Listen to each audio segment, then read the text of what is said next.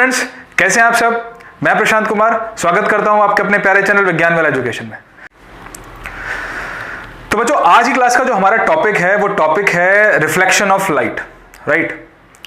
इससे पहले वाले लेक्चर में बच्चों मैंने आपको ये समझाने की कोशिश करी कि लाइट क्या है और उसकी रियल लाइफ में आपके लिए क्या इंपॉर्टेंस है, और हमने यहां पर वो भी समझ लिया था कि लाइट कैसे किसी ऑब्जेक्ट को आपको दिखाने में हेल्प करती है। क्योंकि अगर वो लाइट नहीं होगी या वो सोर्स ऑफ लाइट आपके पास नहीं रहेगा तो आप उस ऑब्जेक्ट को नहीं देख सकते हो। ये हमने बहुत अच्छे से और बहुत डिटेलिंग में समझा है।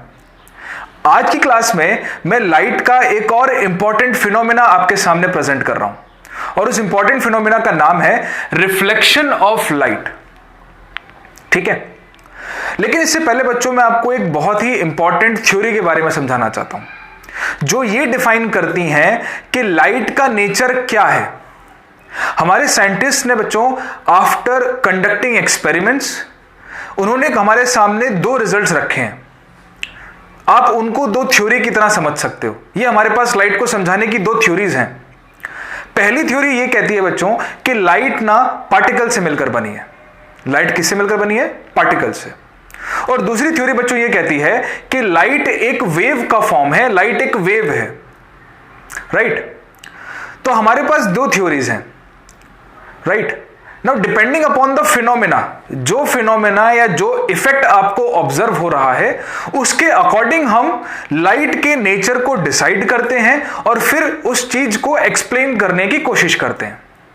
आपके सिलेबस में जो रिफ्लेक्शन ऑफ लाइट है उसके अकॉर्डिंग हमारी लाइट वेव का नेचर जो है वो एक पार्टिकल नेचर है, यानी कि लाइट एक ग्रुप ऑफ पार्टिकल्स है। लाइट पार्टिकल से मिलकर बनी है और उन पार्टिकल्स को बच्चों कहा जाता है फोटोन।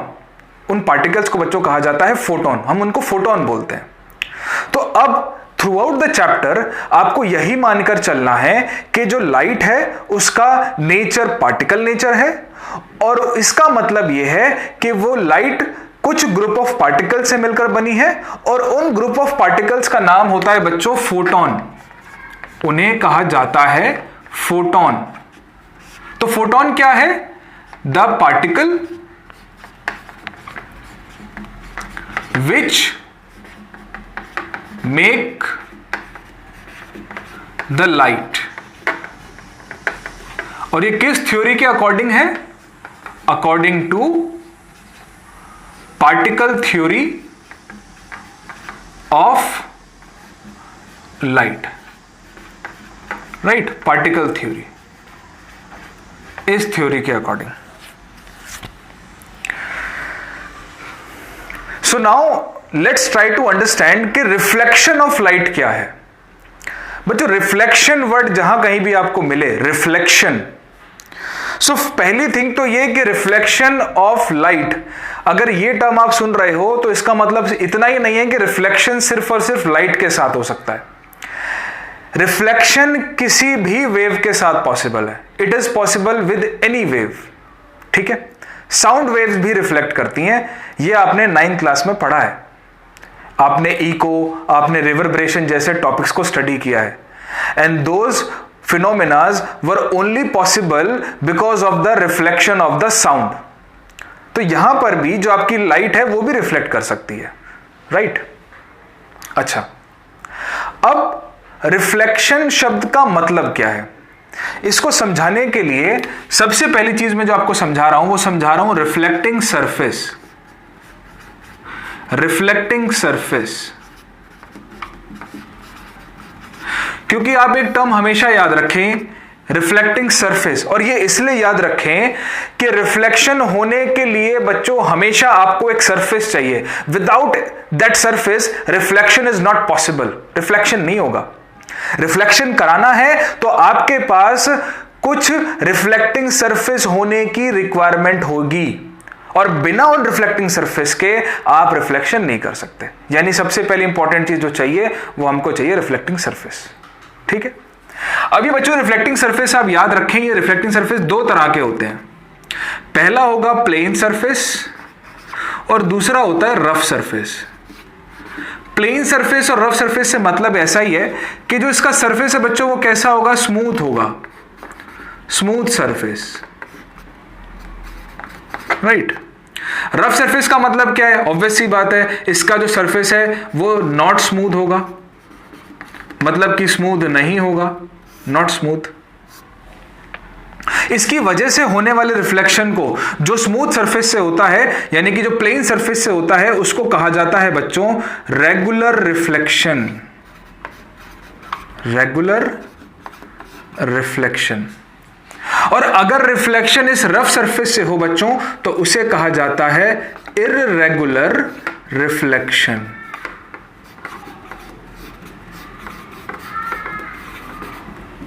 इसे डिस्पर्स्ड रिफ्लेक्शन भी कहते हैं, यह भी आप टर्म शायद कहीं सुने। ठीक है, तो पहला टर्म तो हमें समझ में आ गया जो रिफ्लेक्शन के लिए हमें चाहिए, और वो सबसे इंपॉर्टेंट सरफेस है जिसका नाम हमने रखा है रिफ्लेक्टिंग सरफेस। बिना रिफ्लेक्टिंग सरफेस के कोई रिफ्लेक्शन पॉसिबल नहीं होगा। दूसरा इंपॉर्टेंट चीज आपको क्या चाहिए? ऑब्वियस सी बात है, सोर्स ऑफ लाइट, है ना, जहां से लाइट वेव आएंगी, जहां से लाइट आएगा। तो दूसरा जो आपको चाहिए रिफ्लेक्शन कराने के लिए सोर्स। अब आपको पता है कि भाई सोर्स कोई सा भी हो सकता है, it can be a luminous object या फिर नेचुरल सोर्स, जैसे कि सन वगैरह हो सकता है। It can be a man made, जैसे कि कैंडल, है ना, कैंडल हो सकता है, टॉर्च हो सकता है, ट्यूबलाइट हो सकती है, कोई भी ऐसा सोर्स ऑफ लाइट आप ले सकते हो। अल्टीमेटली बात यह है कि आपके पास एक सोर्स ऑफ लाइट होना चाहिए। अच्छा, दोनों बातें आ गई। अब क्या होगा? अब समझो, मान लेते हैं आपके पास यहां पर यह आपका सोर्स ऑफ लाइट था, right, it can be anything. ये आपका रिफ्लेक्टिंग सरफेस था, ठीक है, ये हमारा रिफ्लेक्टिंग सरफेस है, इसका नाम मैंने आपको दे दिया। अब याद रखना बच्चों, हमने कहा कि हमारे इस डिस्कशन में हम ये मानेंगे that light is made up of photons, क्योंकि ये पार्टिकल थ्योरी ने हमें समझाया। अब याद आपको यह भी रखना है कि जब भी लाइट पार्टिकल नेचर को फॉलो करती है तो वो हमेशा स्ट्रेट लाइन में ट्रेवल करती है, हमेशा स्ट्रेट लाइन में ट्रेवल करती है। ठीक है, तो ये भी एक इंपॉर्टेंट पॉइंट है, आप इसको लिख सकते हैं। Light always travel in straight line. ठीक है, it is according to particle theory of light. Particle theory ने हमें यह समझाया कि लाइट हमेशा स्ट्रेट लाइन में ट्रेवल करती है।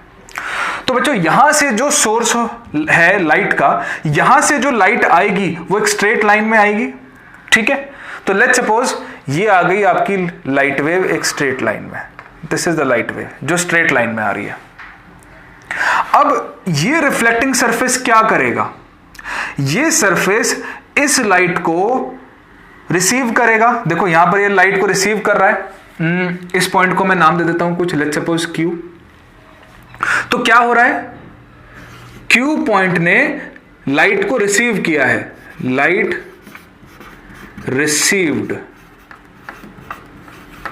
Eight Q। यहां पर लाइट रिसीव हो गई।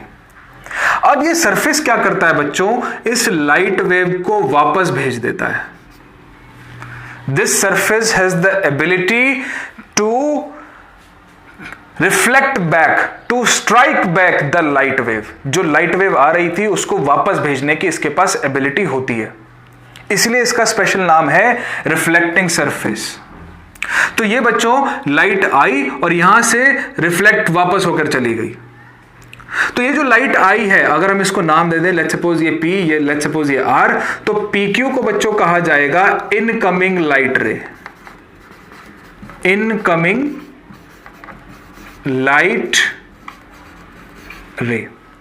और QR का मतलब है बच्चों रिफ्लेक्टेड लाइट रे, इसको कहा जाता है रिफ्लेक्टेड लाइट रे। अब ये जो सिचुएशन हुई है, ये जो फिनोमेना हुआ है, इसी को रिफ्लेक्शन कहते हैं, इसी को रिफ्लेक्शन कहते हैं। इस रिफ्लेक्शन में एक्चुअली हुआ क्या है, जरा समझने की कोशिश करते हैं। रिफ्लेक्शन में हुआ यह है कि लाइट सोर्स ऑफ लाइट से आती है, एक रिफ्लेक्टिंग सरफेस से स्ट्राइक करती है, और स्ट्राइक करने के बाद वापस से रिफ्लेक्ट हो जाती है। देखो QR के अलोंग जा रही है। तो यहां पर हम बच्चों इस टर्म को ऐसे बोलते हैं, incoming light ray after striking the surface change its path, change its path, अपना रास्ता बदल लेती है, and get move along Q ray, and get move along, let's suppose यहां पर आपने क्यू आर नाम दिया तो आपको क्यू आर बोलना पड़ेगा। तो हुआ क्या है फिर रिफ्लेक्शन के अंदर, क्या हुआ है रिफ्लेक्शन के अंदर, जरा सुनो क्या है reflection. If the incoming light change its path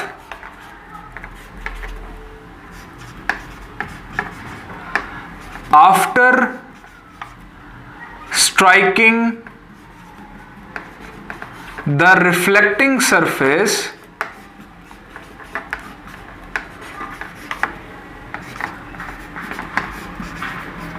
in the same medium, in the same medium, then it is called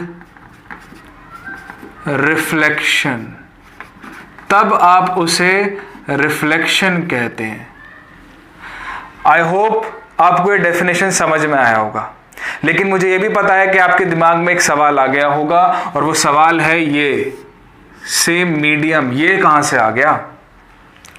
तो इसको समझने के लिए बच्चों जरा इस डायग्राम को वापस समझो।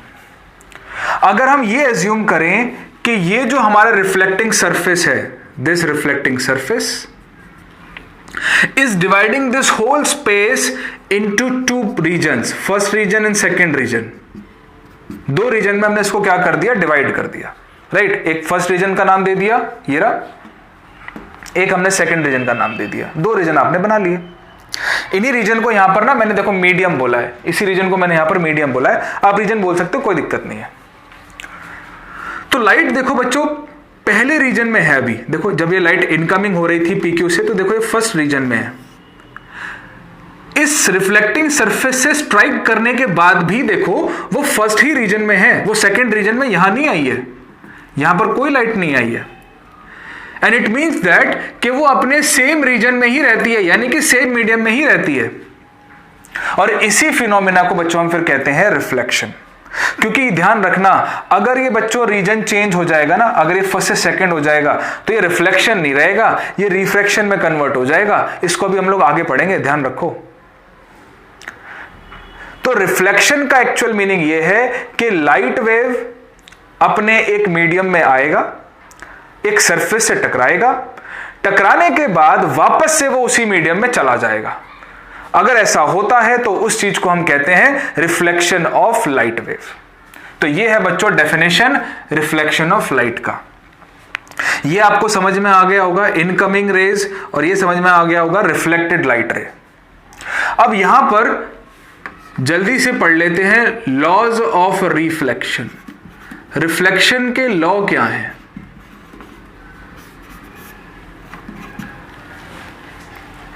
तो बच्चों पहला लॉ क्या है, ध्यान से सुनो।